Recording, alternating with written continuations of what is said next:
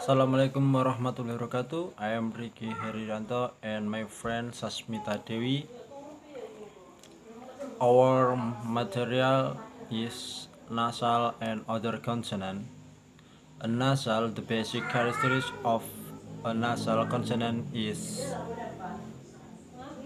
that their air escapes through the nose. For this to happen, the soft plate must be lowered in the case of all the other consonants and vowels of English. The soft plate is raised and I can pass through the nose.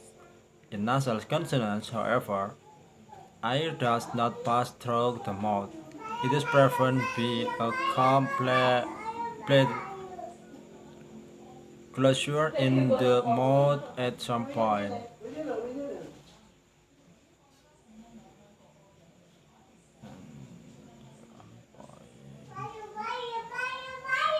If produced a long sequence, then without moving your thumb from the position for alveolar closure, you will feel your soft plate moving up and down. The three types of closure are bilabial lips, alveolar tongue blade against alveolar ridge, and velar back of tongue against the palate. The set of bills produce the three nasal consonants m, n, ng, which correspond to the three plates of articulation for the part of the plosive p, b, t, d, p, k.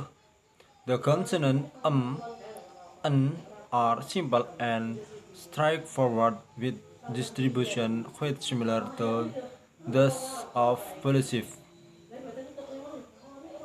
3 is in fact little descriptive, however, is a different matter. It is a sound that gives considerable problem to foreign learners, and one that is so unusual in its phonological aspect that some people argue that it is not one of the phonemes of English. The place of articulation of is the same continuous sound. If you do this, it is very important not to produce a k or g at the end. Produce the like or n. There are several ways in which the distribution of is usual. In initial position within n occurring freely, but never occurs in this position.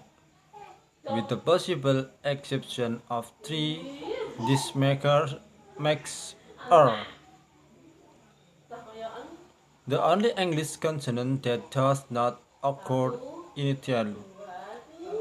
Medially, occurs quite frequently, but there is in BBC accent a rather complex and quite interesting role considering the question of when may be pronounced without a following a plosive.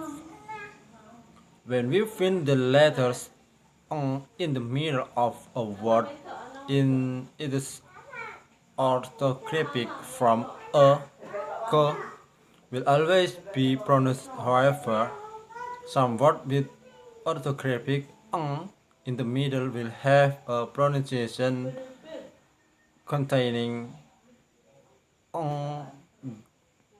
and others will have without g.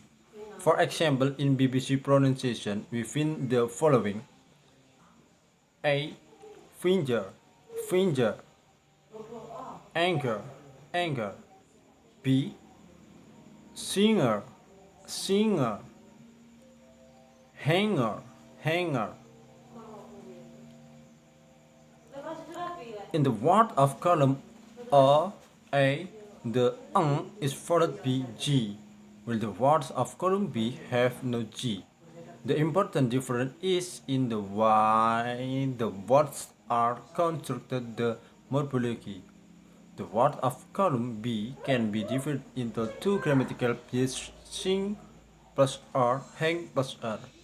The species are called morphemes, and beside that column B words are morphologically different from column A words, since they can be divided into two morphemes.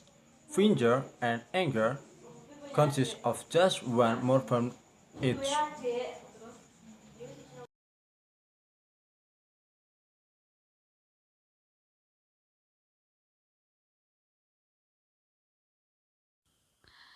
Okay, next, part 3. A third way in which the distribution of is unusual is the small number of vowels it is found to follow. It rarely occurs after a diphthong or long vowel, so only the short vowel er, a, d, u, are regularly found preceding this consonant. The filler nasal consonant is summarily phonetically simple. It is no more difficult to produce than or but phonetically complex. It is, as we have seen, not easy to describe the context in which it occurs.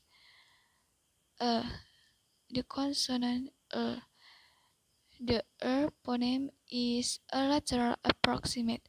The lateral approximate is therefore somewhat different from other approximates, in which there is usually much less contact between the articulator. If you produce the without moving the middle of the tongue, you will be able to feel the movement of the sides of the tongue that is necessary for the production of a lateral. It is also possible to see this movement in a mirror if you open your lips wide as you produce it. Most English speakers do not consciously know about the difference between clear and dark, uh, yet they are quick to detect the difference when they hear English speakers with different accents, or when they hear foreign learners who have not learned the correct pronunciation. You might be able to observe that most American and Lowland Scottish speakers use a jerk in all positions and don't have a clear in their pronunciation, while most Welsh and Irish speakers have clear in all positions.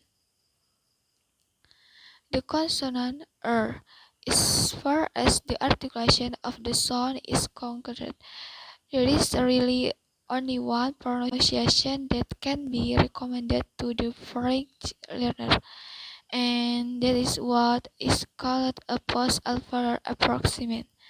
An approximant as a type of consonant is rather difficult to describe informally. We can say that it is an articulation in which the articulator approach each other but do not get sufficiently close to each other to produce a complete consonant such as plosive, nasal, or fricative. The difficulty with this explanation is that articulators are always in some positional relationship with each other, and any vowel articulation could also be classed as an approximant, but the term approximant is usually used only for consonants. The important thing about the articulation of is that the tip of the tongue approaches the alveolar area in approximately the way it would for a T or D, but never actually makes contact with any part of the roof of the mouth. The tongue is in fact usually slightly curled backward with the tip raised. Consonants with this tongue shape are usually called retroflex.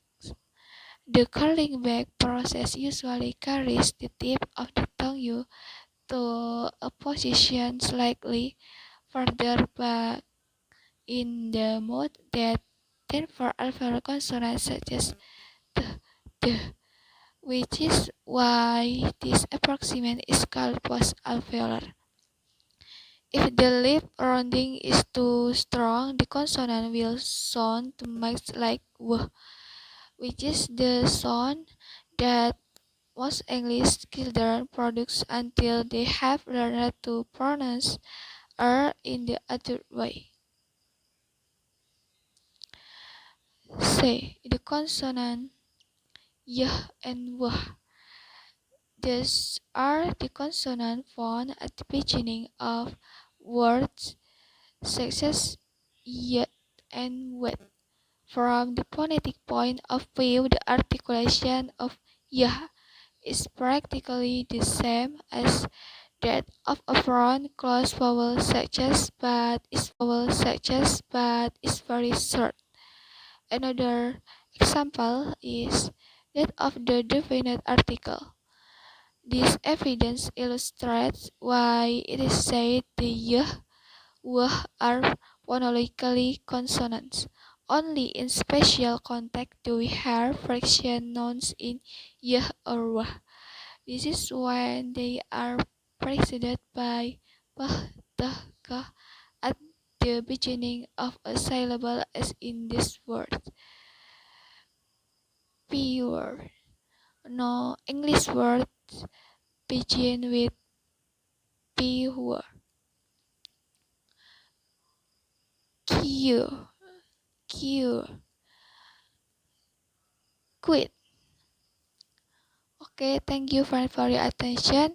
Wassalamualaikum warahmatullahi wabarakatuh.